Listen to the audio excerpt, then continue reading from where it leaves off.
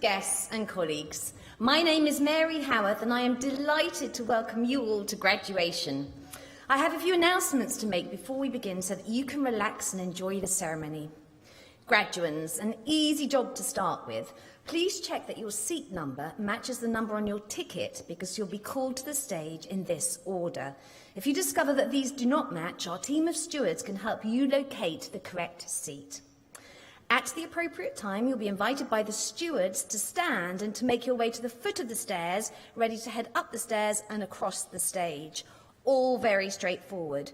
There are two key things which make for a seamless ceremony. Firstly, as soon as the person ahead of you begins to cross the stage, please make sure you make your way up the stairs. Please don't wait until they've passed across the stage before you reach the top of the stairs. Secondly, don't let excitement and pride overwhelm you so much that you forget to pick up your degree parchment after you've crossed the stage. If you do, don't worry, you have still graduated, but don't try to go back because you will collide with someone coming the other way. Instead, please visit the graduation information desk in the exhibition centre where you collected your gown 30 minutes after the ceremony to collect your parchment. Graduands, you are asked to raise or doff your cap rather than shake hands with the Vice-Chancellor when you're called on stage. And please feel free to remove your face covering temporarily whilst on the stage and pause for a moment at the spot marked X in the centre of the stage for that all-important photo opportunity. At the end of the ceremony, graduates are asked to process out of the hall directed by the stewards. Family and friends, the stewards will show you to the exits once the graduates have left the hall. If the fire alarm should sound at any point, remain in your seats. Instructions will be given and will escort you to the nearest exits. Today, our graduating students become alumni of the University of York, and you will join an international community of over 140,000 York alums in 180 countries. Your Alumni Association is a vibrant and active global network offering events, services and opportunities designed to help you make connections with other alumni across the world and to support your career development. We will be with you there every step of the way as you embark on this next chapter, and you will shortly receive an email giving you further details of the ways in which you can remain connected and involved. In the meantime, please follow our alumni social media channels on Facebook, Instagram and Twitter, and check out the Alumni Association website to keep in touch and learn more about life as a York graduate. As you get your first job or take up further study or training, please remember to keep us in touch with what you're doing. Understanding the career paths that you take will help us provide the right support for current students and make sure we continue to offer graduates like you relevant information and opportunities. I'm told for those who might be watching the live stream of today's graduation ceremony that the live captioning doesn't always get the spelling of people's names correct, so apologies in advance for that, but please rest assured that everybody's name is printed correctly in the commemorative brochure. Can I ask you please to mute your mobile phones, and if you are comfortably able, would you please now stand?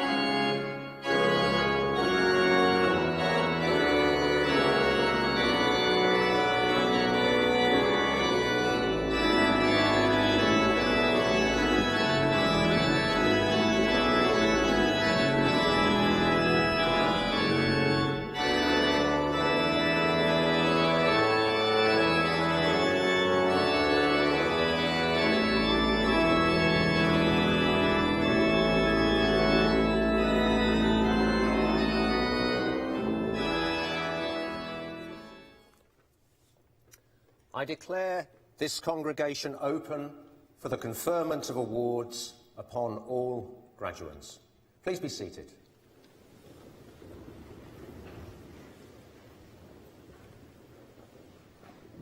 And welcome to the University of York. My name's Charlie Jeffery. I'm the Vice-Chancellor of the University. And graduation ceremonies are always special occasions.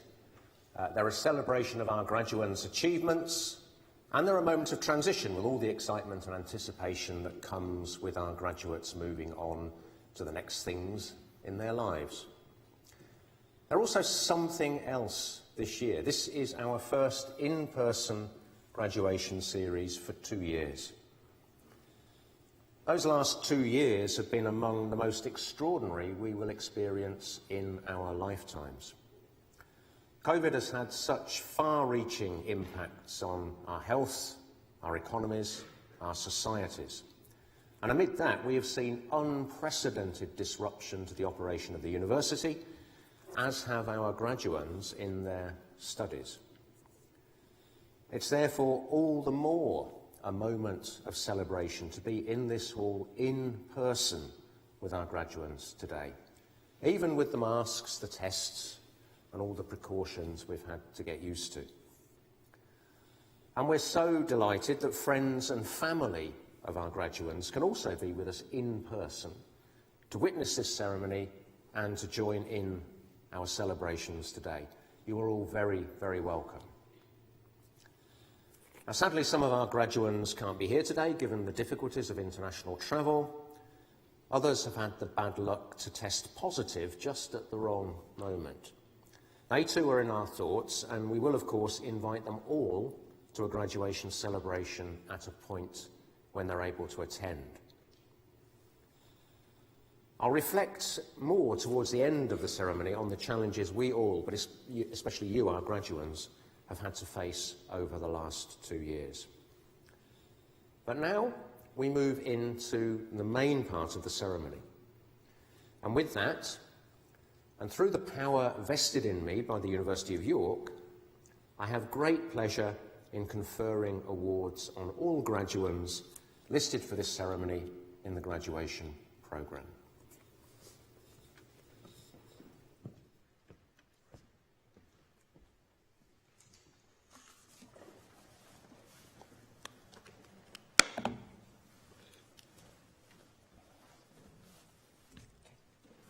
Vice-Chancellor, I have the honour to present the following candidates.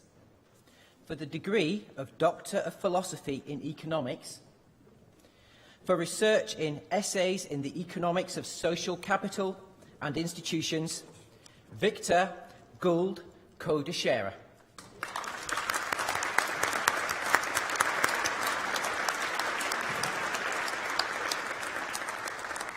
For research in assessing universal healthcare coverage in Mexico, Ivan Ochoa Moreno.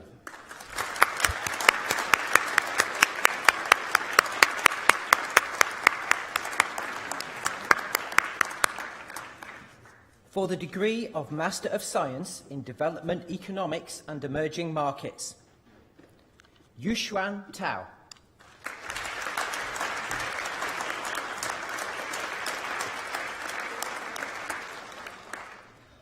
Oluwatomisin Omotundi Ipe.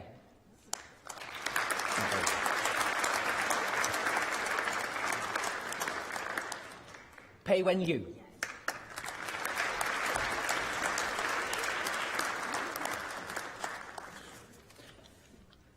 Toby Willis. No?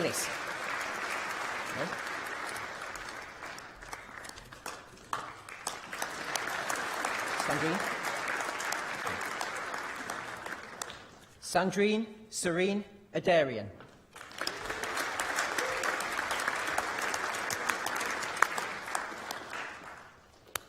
Hussein Rekha.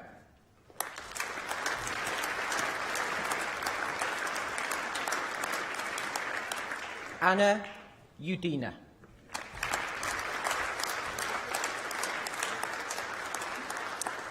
For the degree of Master of Science in Economics, Monica Baraccio.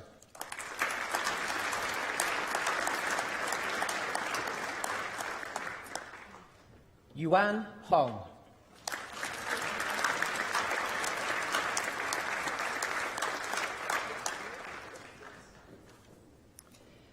Yanru Liu.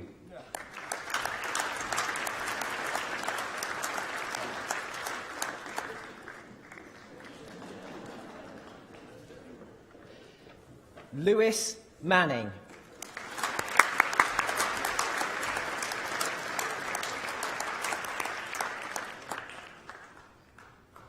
Tabitha Moir.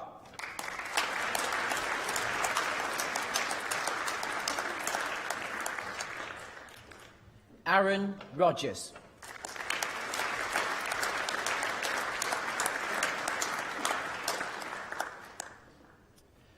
Oliver Whitty.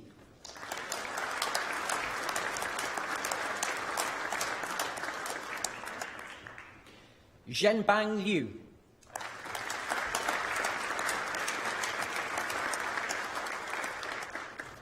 Benjamin Moran.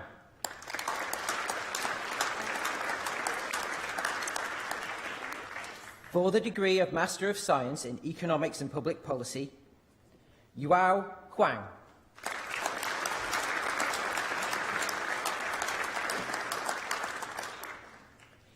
Ting Li Shen.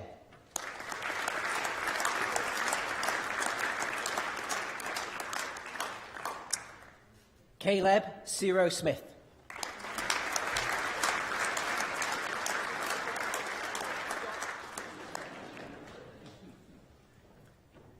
Lucy Ward.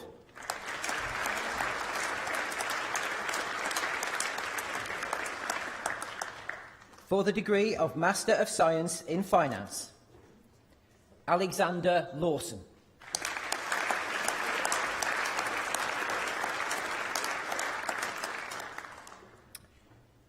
Weiwei Liang.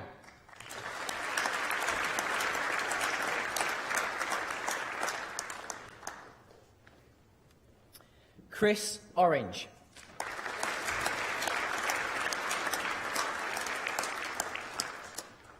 For the degree of Master of Science in Finance and Econometrics, Matthew Lunn.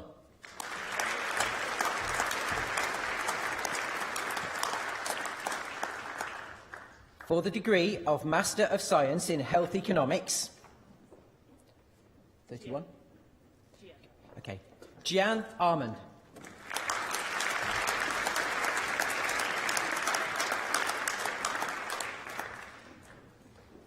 Sean Besley.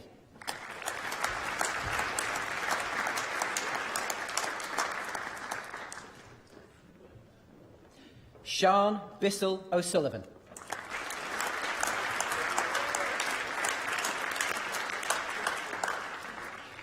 Thomas Blenkiron.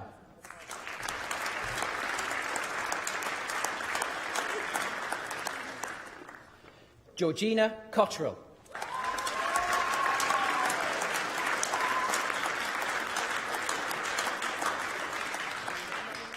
Luke Henstock.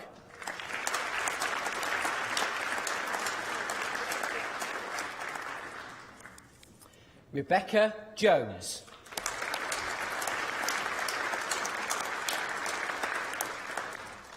Alyssa Luby.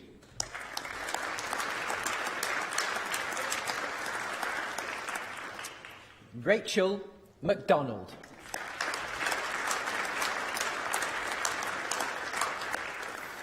Rachel Miller.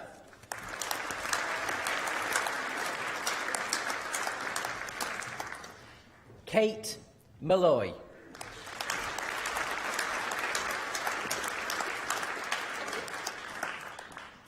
Luke Parks.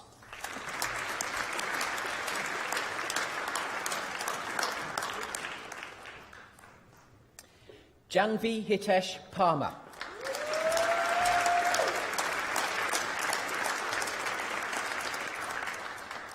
Luke Patterson.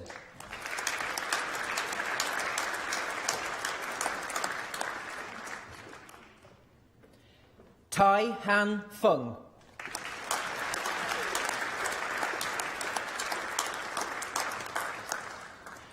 Ricardo Ressa.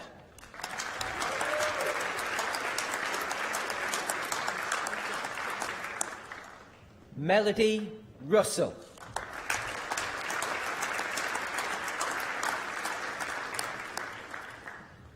Matthew Sandham.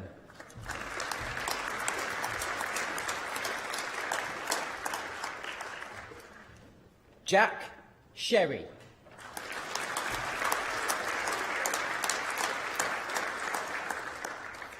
Aradhna Sinha.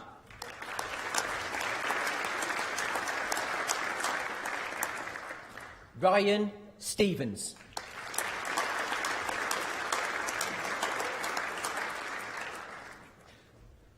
Florian Yates.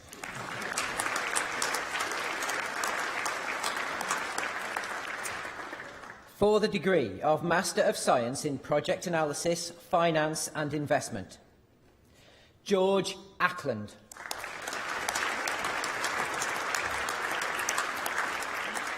Yunhan Lee.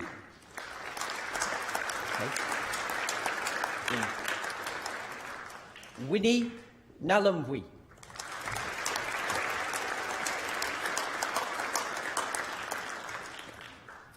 Ashish Patney.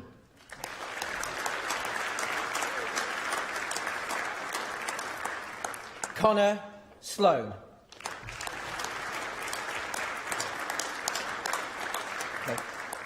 Bianca Andrea Stoica.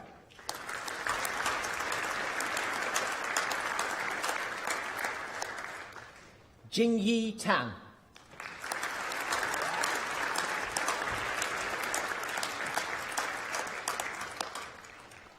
Yunfei Tan.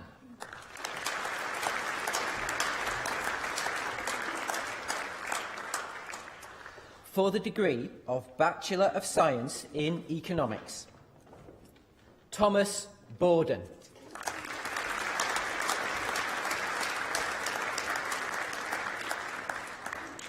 Henry Naylor.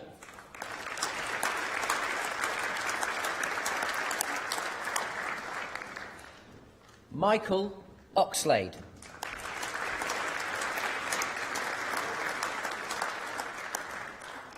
Alicia Pathapati.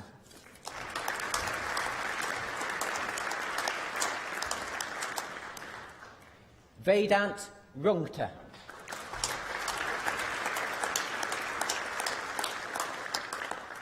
Sarah Taylor.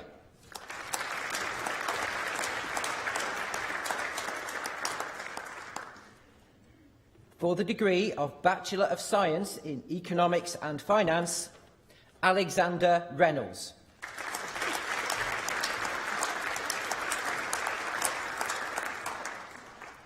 Elizabeth Timpson.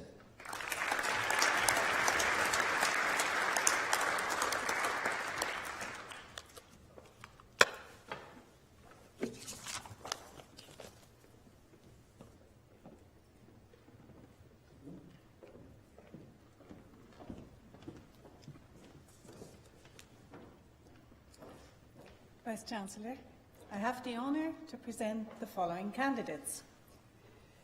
For the degree of Doctor of Philosophy in Linguistics, for research in early phonological development in Mandarin, Shanshan Lu.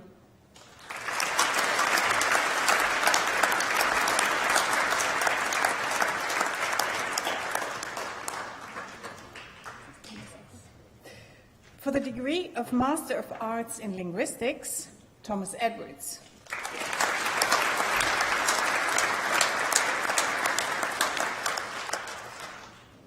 For the degree of Master of Arts in Phonetics and Phonology, Charlotte Elms.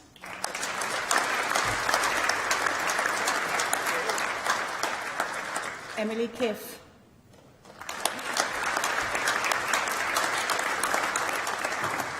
Jack Lucas.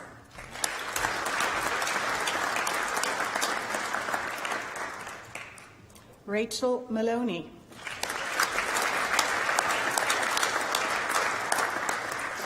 Madeline Thompson.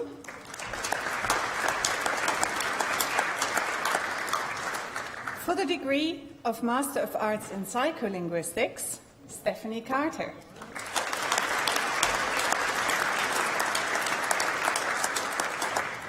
Katrina Garrity.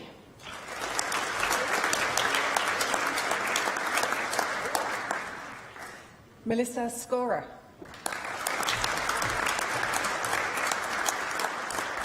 Millie Stanier. For the degree of Master of Arts in Sociolinguistics, Valeria Pastorino.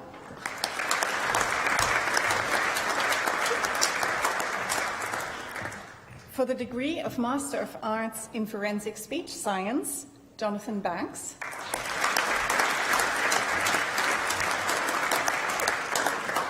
Lucy Boyd.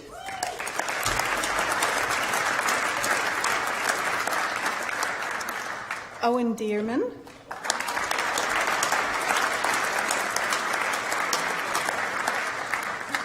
Jenny Granger.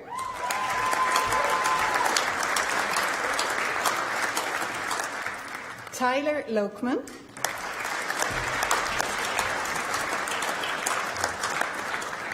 Bryony Nuttall.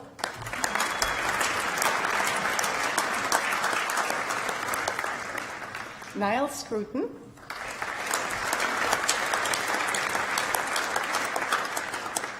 And Hannah Smith.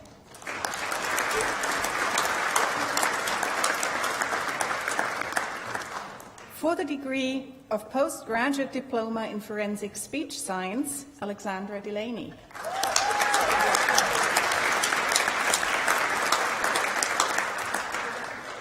For the degree of Bachelor of Arts in English Language and Linguistics, Lucy Tyler.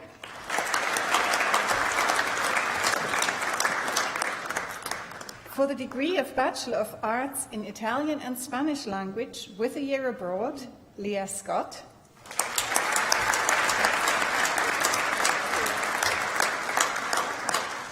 For the degree of Bachelor of Arts in Linguistics, Megan Blair.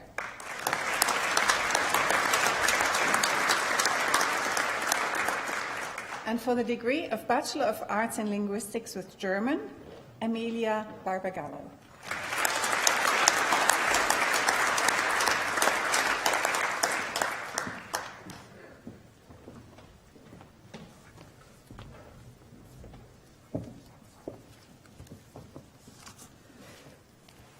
Ladies and gentlemen, Ensemble Anonimi will perform Come Fly With Me by Frank Sinatra and arranged by Rachel Singer, followed by Respect by Aretha Franklin, arranged by Joshua Adams.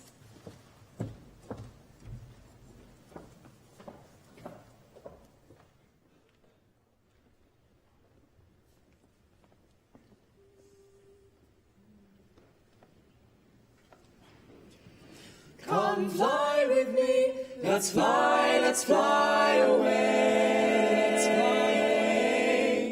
If you can use some exotic booze, there's a bar in far Bombay. Come fly with me, let's fly away. Come fly with me, let's float down to Peru. Way down to one-man band, and he'll toot his flute for you.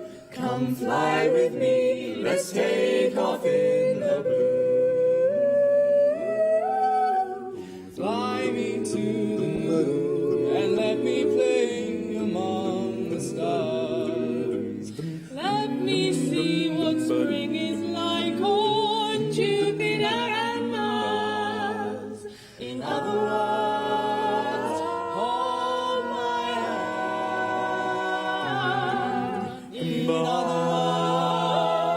baby, kiss me. Baby, fill my heart with song and let me sing forevermore.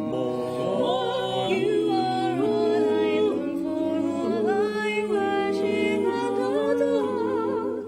In other words, please be true. In other words, I love you.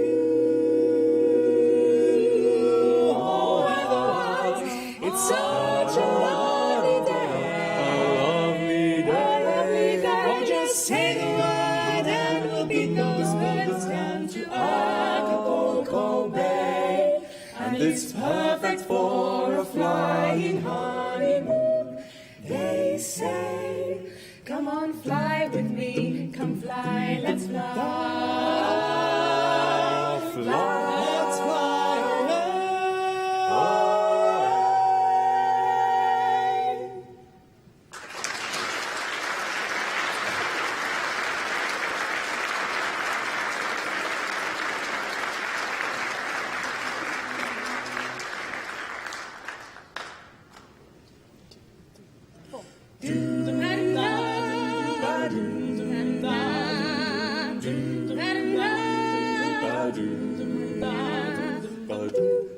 What you want, baby, I got it. What you need, do you know I got it.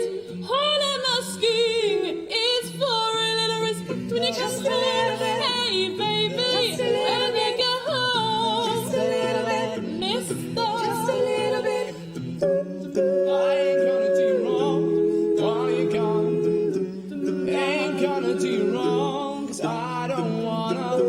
All I'm asking is for a little Respect when you come home, baby, just when you get home, just a little bit, just a little bit. I'm about to give you all of my money, and all I'm asking in return, honey, is to give me my prospers when you go home. Hey, baby, when you go home, just a little bit, yeah, just a little bit. Do do do do do do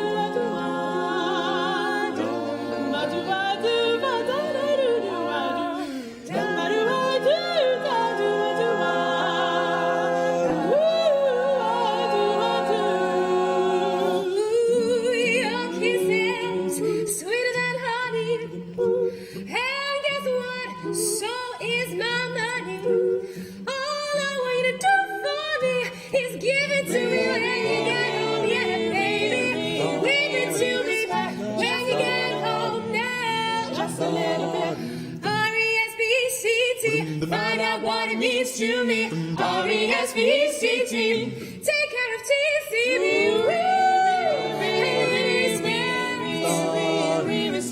Just a little respect. Just a little bit. I get tired, keep on trying. You're running out of fools and I ain't lying. Respect.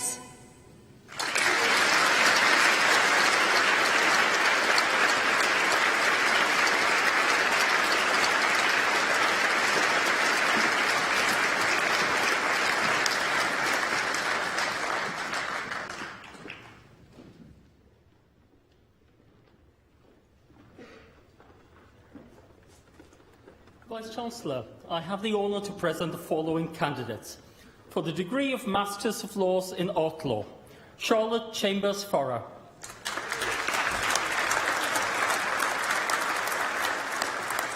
Lydia Childs. Bethan Forrest.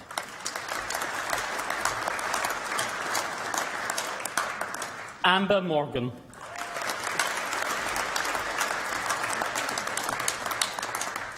Kristina Pitskova.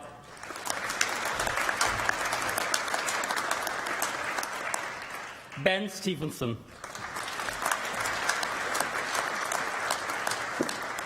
Kafayat Zaria Solomon.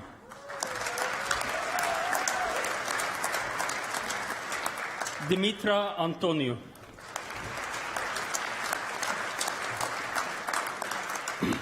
Antoine Bouvier. Chia-Chan Chen.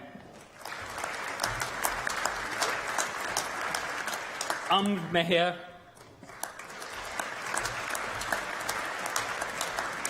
Shinshin Ma. Chika Obina.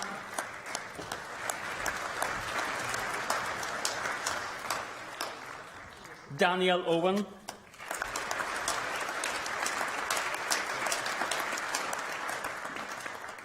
Rebecca Rhodes,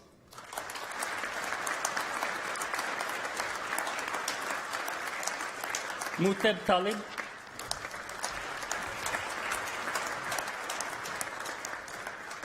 for the degree of Masters of Laws in International Human Rights Law and Practice, Brian E. Burke, Laura Catherine Burke,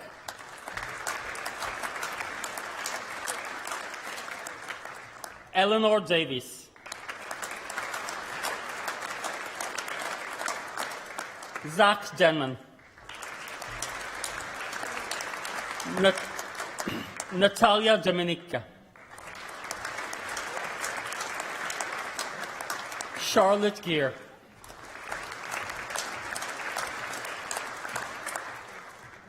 Aaron Hartman, Alicia Jennison, Joshua Oduro,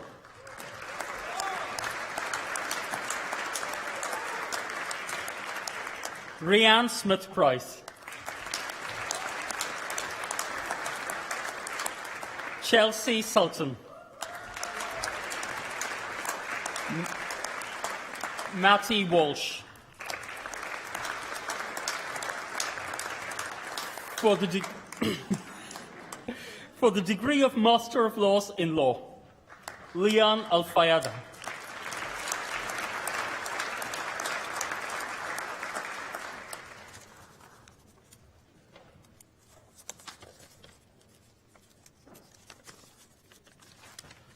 Fraser King,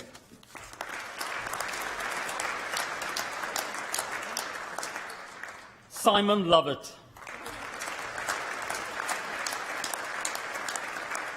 Ben Mills, Olivia Robinson,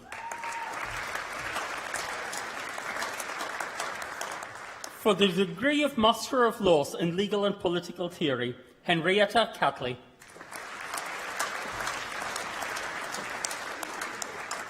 Stephanie Cohen, Jaromir Kvetun,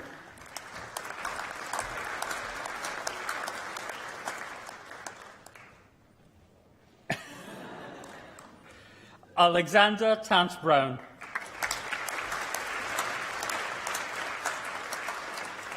Joshua Westwood,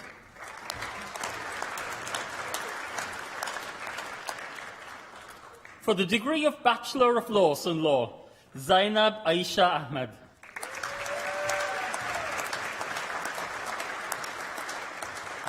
Gracie Bradford,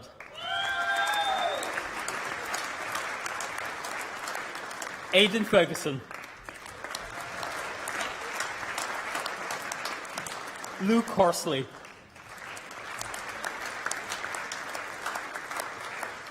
Libby Kennedy,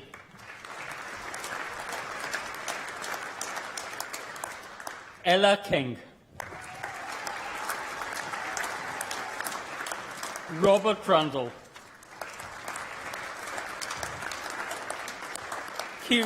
Kieran Wallace,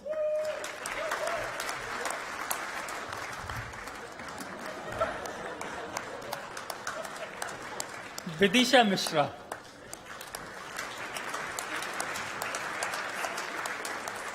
Florence Shaw. Vice-Chancellor, I have the honour to present the following candidates for the degree of Postgraduate Diploma in Creative Writing. Tracy Stevenson,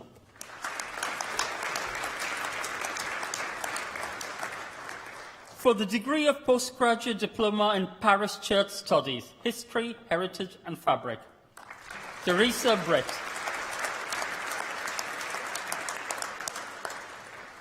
for the degree of Postgraduate Diploma in the Geology of Northern England, Max Barker,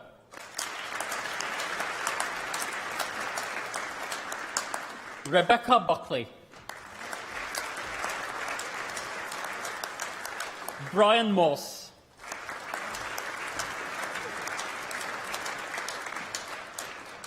Nigel Price, Richard Street. Joanna Thomas.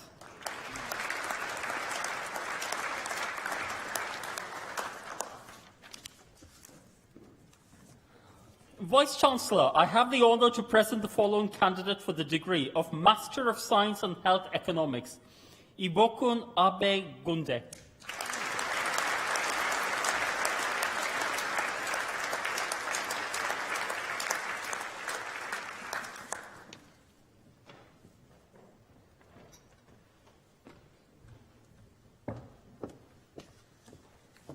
It is my enormous pleasure to introduce Florence Shaw, our student orator who will speak on behalf of the class of 2022.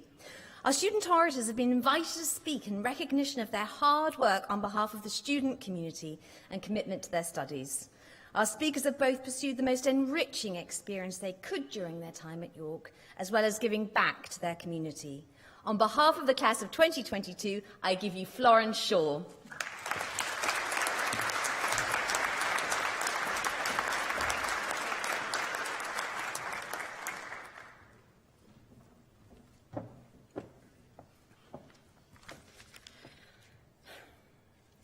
Ladies and gentlemen, graduates of 2021, honoured guests, it is my great privilege to welcome and address you at this graduation ceremony. Meryl Streep has often been described as the best actress of her generation. She holds the record for the most Academy Award nominations of any actor, 3 Oscars, and the highest honour in American cinema. And yet, she cannot act, nor is it conceivable that any of us would want to see her in a film. At least, this is how she perceives herself. Imposter syndrome is the self-doubt that leaves us unable to internalise our accomplishments, a persistent fear that we will be exposed as an imposter, a fraud, or undeserving of our achievements.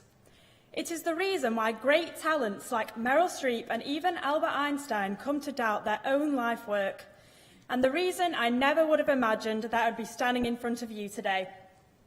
It is almost tradition to begin any graduation speech with an expression of immense relief and pride. We finally did it. We finally reached the finish line. For me, this statement could not feel more true. Whilst we are all here celebrating this fantastic achievement, some journeys are more turbulent than others. I first came to the University of York to study law in 2014. I quickly became overwhelmed, believing that uni wasn't for me, law was too hard, and it was a pure fluke that I had even been given a place at all. After I made the difficult decision to leave, I came across an apprenticeship in professional cookery, and I fell in love with being a chef. The years that followed brought immense personal growth as I watched myself go from struggling to chop an onion to running a kitchen and crafting my own menu from scratch.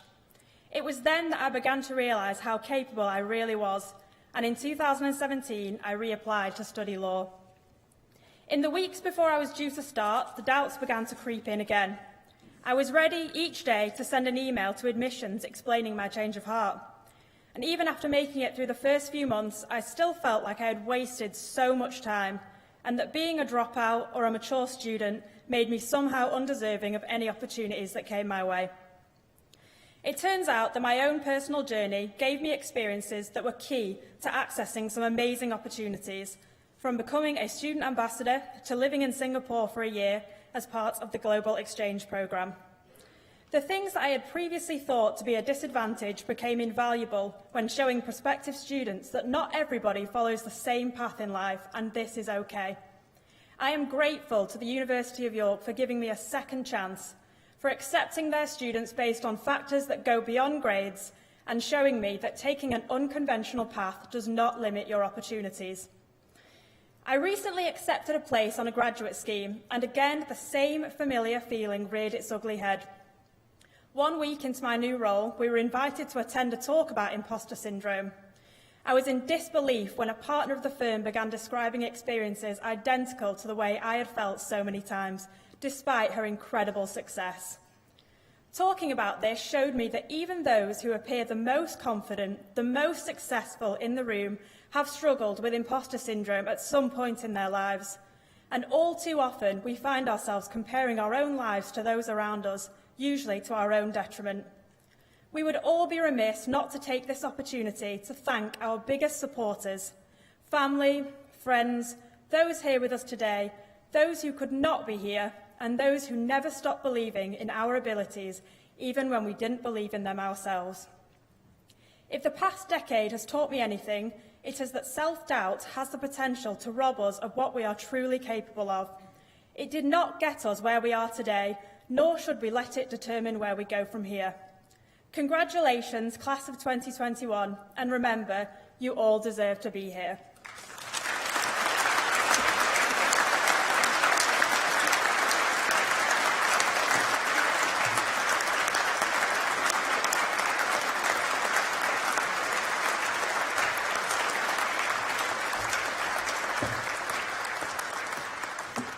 It is my great pleasure to introduce the message of congratulations from Honorary Graduate of the University of York, Dame Sharon White.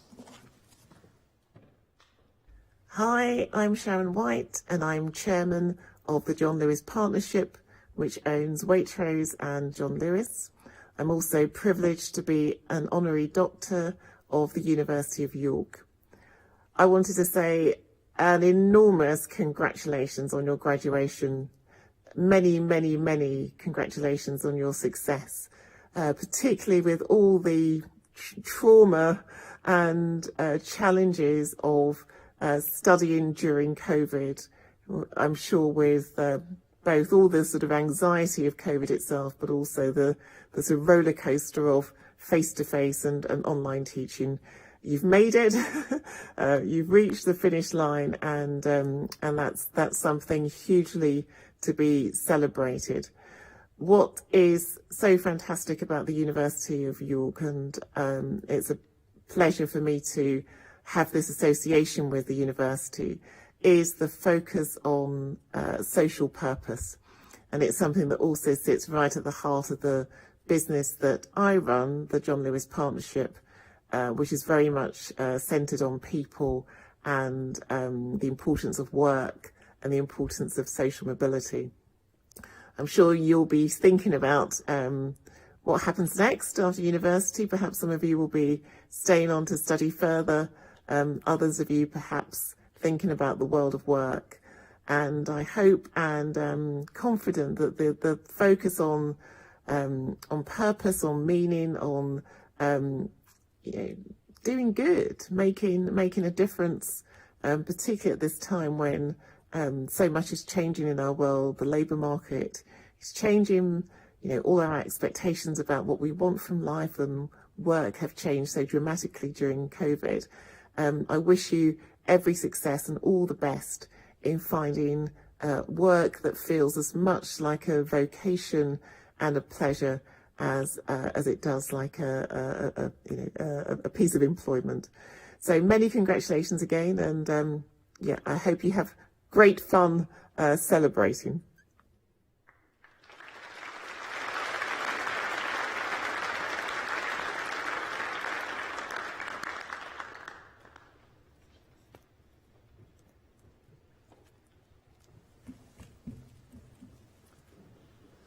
Graduates, guests and colleagues, graduation ceremonies are among the most special parts of my job.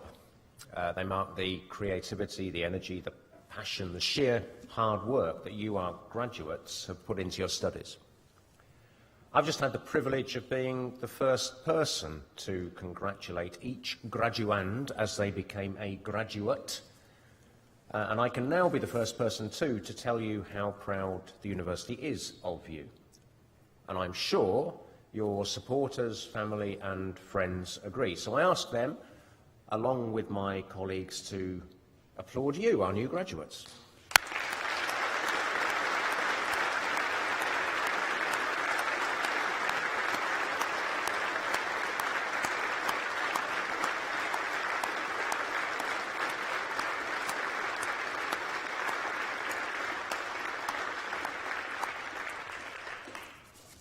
The University of York is a special place. It's less than 60 years old, yet already regarded as one of the UK's best universities with an outstanding reputation worldwide.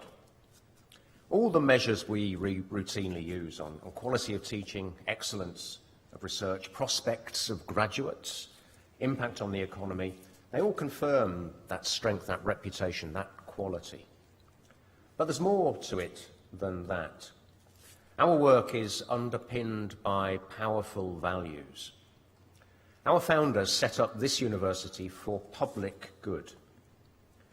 Our students weren't just to be technically proficient in their fields, but also to be able to apply their learning for social benefit.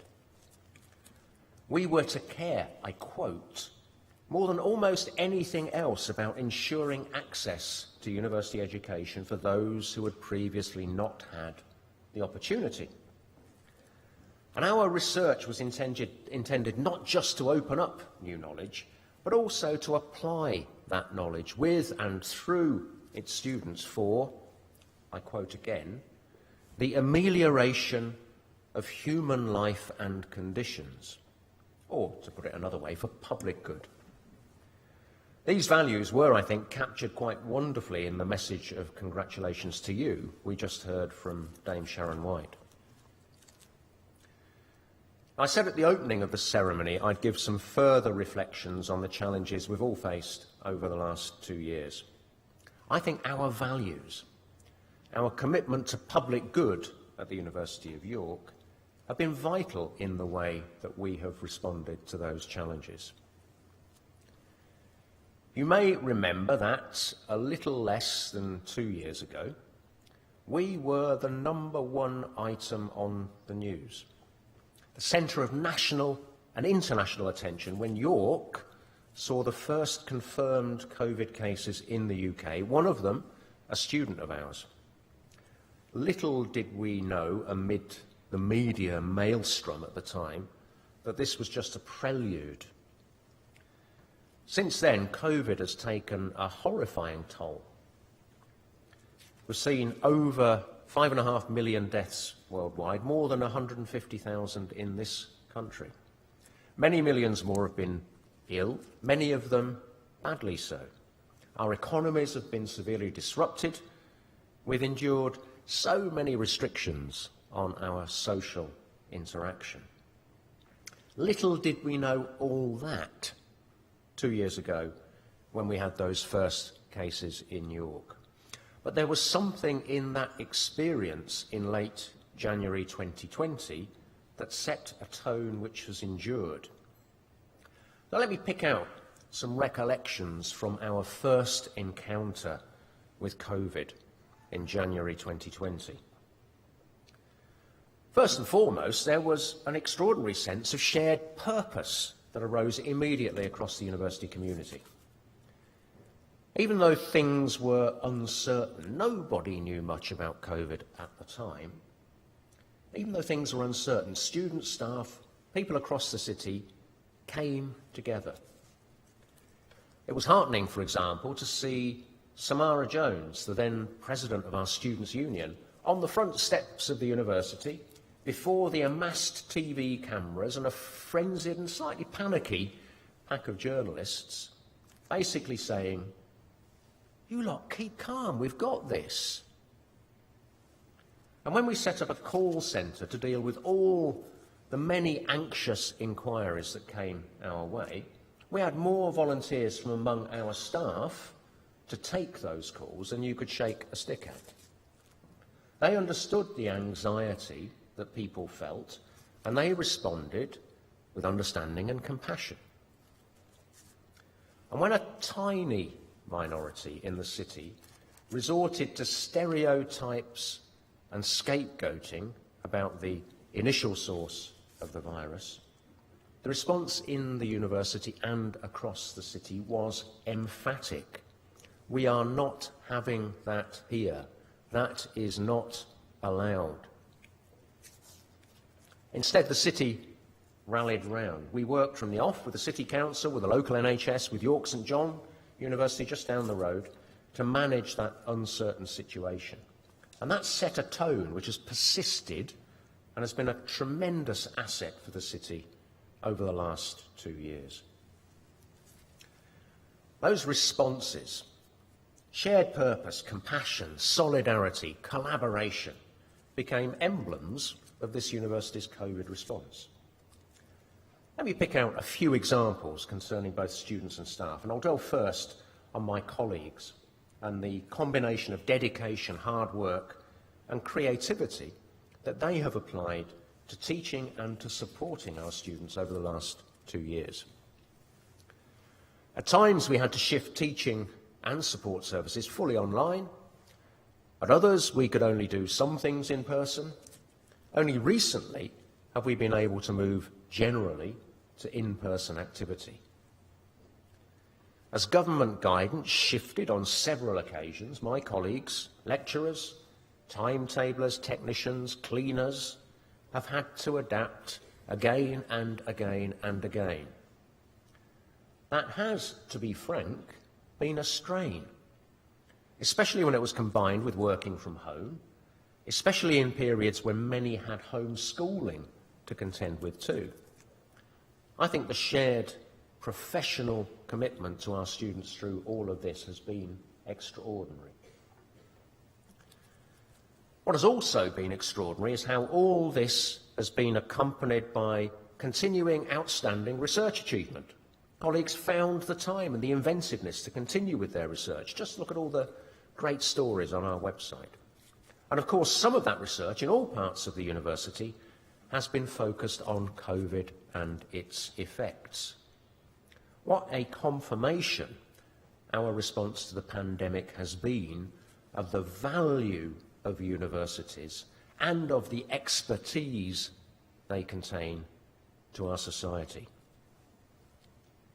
Extraordinary too was the way staff of all kinds mobilised to support the welfare of our students. We had, for example, a really difficult moment in October 2020 when over 2,000 students were in COVID self-isolation on campus and around the city. Some of you were likely in that situation. We had to make sure everyone was fed and had other essentials. That was a huge logistical challenge, and we could only do it through staff from all backgrounds volunteering on top of their day jobs to make up food packs, deliver them, phone students every day to make sure they were okay, and much else. So let me record my thanks to my colleagues, and let me call on you, our graduates, to applaud our outstanding staff and all they've done to support you through your time here.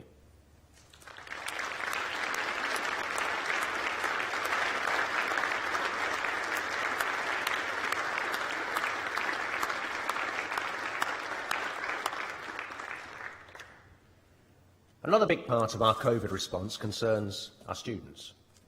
It's been an extraordinarily difficult time for our students, as I'm sure you will attest, with teaching having to be delivered in different ways, with less in-person contact than any of us would have wanted, and with all those other parts of the student experience, sports, societies, nightlife, at times in part or wholly off limits. Many students have had COVID, many more had to self-isolate because one of their flatmates came down with it. Some struggled financially because part-time work dried up amid COVID restrictions. The whole experience has been taxing on mental health and well-being. And to be frank, students had very little in the way of support or even understanding from our government. Now that sounds like a tale of negatives. But there's more to it than that. It's not the whole story. That's in part because of the commitment of our staff to deliver the best education they could and to support student welfare as best they could. It's in part because our students themselves were so resilient. They adapted to studying in different ways and in the end helped us to understand how best to use online teaching methods in ways which I'm sure will endure. Our students adapted to socialising in different ways, in part online, in part outside. When we were able last year, we ran an outdoor facility called the Forest. It was booked out every single night it was open by student societies, sports clubs, colleges, no matter what the weather. And my goodness, socialising outside in a Yorkshire winter takes real commitment. On top of all that, our students' unions were so inventive, working with my colleagues to identify student needs and how to address them, including, for example, hundreds of 4G boosters distributed to students with unreliable Wi-Fi, including, for example, Christmas hampers in December 2020 for students unable to travel home, delivered to their door by special arrangement with Morrison's. And beyond all that, our students rallied to support their community in the city. Our COVID test site on campus, it's a community centre open to everyone in the city, has been staffed throughout by students. Students have volunteered in the community in all sorts of ways. One that stands out for me was our Student Tea and Coffee Club, which before COVID held coffee mornings on campus to provide companionship and conversation for elderly citizens in York. They couldn't do that, of course, with COVID, but they pivoted straight away to phone conversations, help with shopping, socially distanced chats across the garden fence and so on. Wonderful. And only one of many examples of that support by our students for our community. Our students, including you, our new graduates, have shown tremendous resilience, commitment and compassion. Thank you for all you've done and the way that you've dealt with the challenges of the last years. I think another round of applause.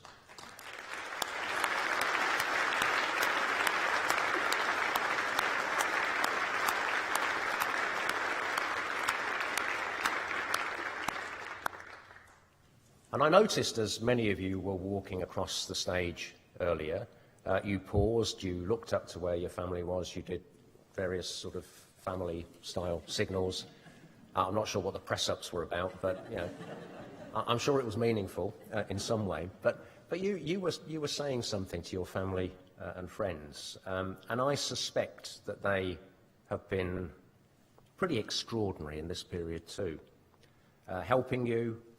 Advice, companionship, occasional shoulder to cry on, laundry services, I'm sure, from time to time, and probably some money too. So graduates, I'd like you to stand up, find out where your supporters are in this hall, and just raise the roof for them, would you? Give it some.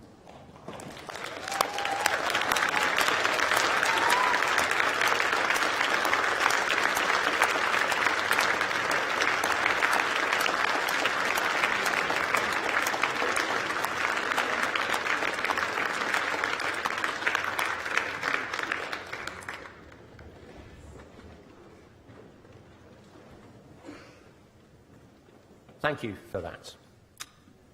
I wish all of you success and happiness for the future, and I hope you will keep in touch with us. As you crossed the platform earlier, you became members of the York Global Alumni Association. So you're now part of a club which has over 140,000 members in 180 countries around the world. Through that association, you can stay in touch, share experience, help and support one another, and of course keep in touch with what's happening here at the University in York. We want you to see York as your university for life. And if any of you received financial support last year from our Emergency Student Support Fund, you have our alumni to thank. They donated hundreds of thousands of pounds, which we were able to pass on to our students. One day, you too may be able to help future students at the university. And please do think hard about your experience at York during COVID. You are a unique generation of graduates. You have the same academic credentials as earlier generations do. Like them, you've worked hard, you've mastered your subjects, you've got your qualifications. But you have something more. You've had COVID to contend with too. I think this university and this city had a distinctive, almost instinctive approach to COVID, based in compassion and solidarity, looking out for each other. You were part of that, It's an example of our values, of what a commitment to public good can mean. I hope you'll take that with you as you move into the next stage of your life. As Dame Sharon White signalled earlier, you can be sure it's something that future employers will value. We're going to finish now by showing a video which was part of a submission which led us to being shortlisted for University of the Year because of the way we came together around COVID. I hope it will help you remember and reflect on how we came together. Thank you.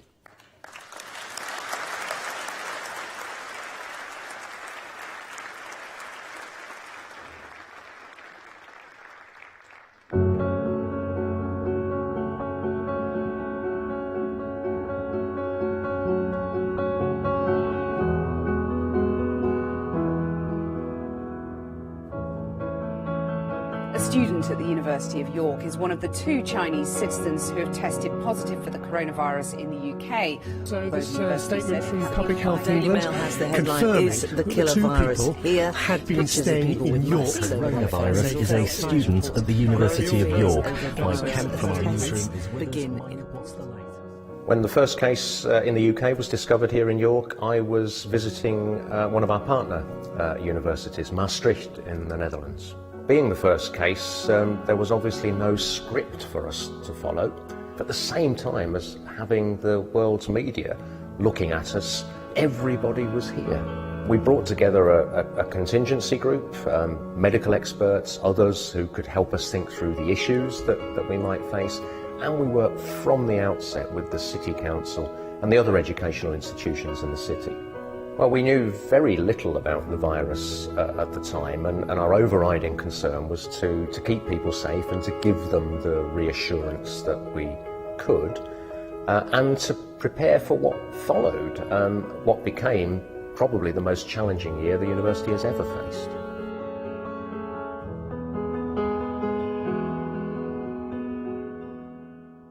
At the time, I think emotions were kind of all over the place. There was so much uncertainty, which provided a little bit of fear for the unknown and panic about what's going to happen next. The university was brilliant in that regard. They set up a phone line for students, for parents, for staff within the first 24 hours that anyone could call for any questions and reassurance. The key thing was listening to students and making sure that they could see leadership and also a lot of compassion and kindness because, it was an uncertain time both for staff and for students. One of the main things the university did was introduce the Emergency Student Support Fund, one of the first universities in the UK to do so, recognising that students would lose things like part-time work and there'd be various financial challenges facing students, and that was really important to give students that financial certainty wherever they were. We actually listened to what students and staff had to say, and with students we listened to what they had to say through their elected student representatives, being members of our contingency groups, and also by conducting pulse surveys as well, so that we captured the mood and indeed what students actually wanted, and we responded to that. We managed to get all of our teaching and learning online within a week of the pandemic starting, which I think is a remarkable achievement. We provided roughly about 6,000 welfare calls or checks on students in self-isolation throughout the pandemic. We actually provided lockdown loot for students as well, so we provided food, treats, activity packs, and even hampers at Christmas as well.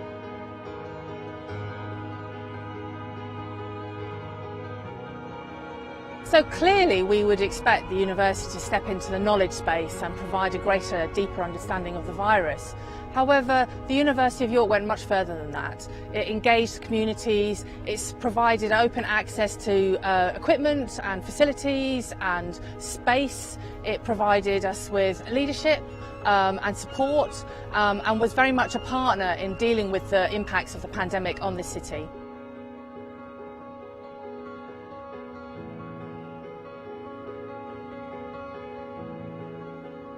What I've learnt about the University of York community in the last year is that we are incredibly resilient and resourceful, that we're compassionate, that when we say that we're a university for public good, we actually live it as well. And it's about being a community that works together. I have a number of favourite stories from students. Actually, one concerns students actually working with elderly members of the local community to ensure that they could get access to the internet. So they provided training sessions and support so that these people could actually contact their relatives. The founders of this university talked 60 years ago of what we, our staff, our students, would do to ameliorate human life and conditions.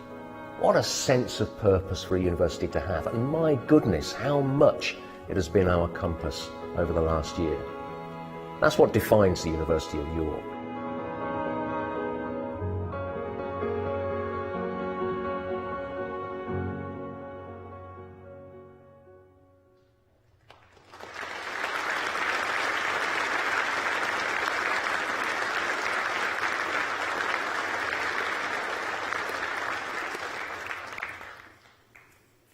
And with that, I declare this congregation closed. Please rise.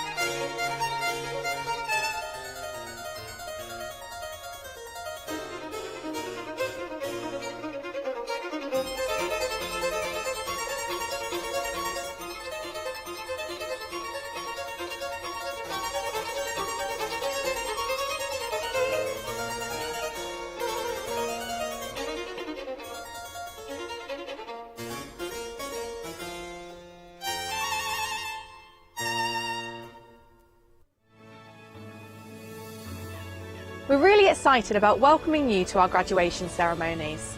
Due to COVID-19, things will be a little different. Instead of shaking hands with the Vice-Chancellor, you'll doff your cap. This means that when your name is called, you can remove your face covering as you walk across the stage, and then as you meet the Vice-Chancellor, doff your cap. Don't take off your cap, just put your right hand to the edge of your cap, give a little nod to the Vice-Chancellor, and then continue walking across the stage. Don't forget to put your face covering back on. Congratulations on your achievement. If you have any questions about graduation, please visit york.ac.uk/graduation or email graduation@york.ac.uk. Thank you.